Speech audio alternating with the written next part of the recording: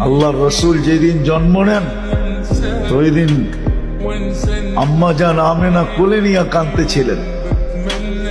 সবাই জিজ্ঞাসা করতেছে কাঁদো কেন? পরিবারের লোকজন, শ্বশুর বাড়ির লোকজন কেন কাঁদো? আব্দুল্লাহ নেই। কেন? আব্দুল্লাহ থাকলে এতক্ষণে খেলনা চলে আসতো।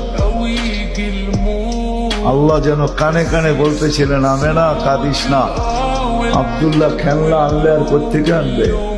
মক্কার বাজার থেকে পাথরের আনবে, কাঠের আনবে, প্লাস্টিকের আনবে, মাটির আনবে। সূর্য ডুবতে দে, চাঁদকে খেলনা বানায় পাঠায়।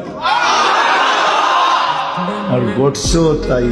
আবু তালেব বলে বিকালে যখন শোয়া দিছি, সূর্য ডুবার পরে যখন শোয়া দিছি, চকির উপরে তো বাদাল কামরু আইয়াদনু, চাঁদ দ্রুত গতিতে নিচে নামতেছিল।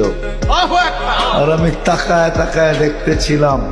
যখন একবারে নিকটে চলে আসছে তো চিৎকার দিয়া ফেলছি, ভাবতেছিলাম তোমার উপরে পড়া না যায়, কিন্তু তোমার মাথার কাছে এসে থেমে গেছে।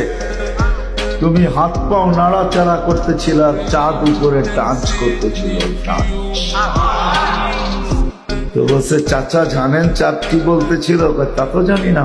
বলে আন্নাল কামারা ইউগান্নিনি ওয়া ইউহাকিনি ওয়া ইয়ামনাউনি মিনাল বুকা। চাঁদ আমাকে ছন্দ শুনাইতেছিল, কান্না থেকে বিরত রাখতেছিল। আমি যেন না কাঁদি, কাঁদলে আম্মার কষ্ট হবে। আল্লাহ চাঁদকে আমার সাথে খেলার জন্য খেলনা বানায় পাঠায়।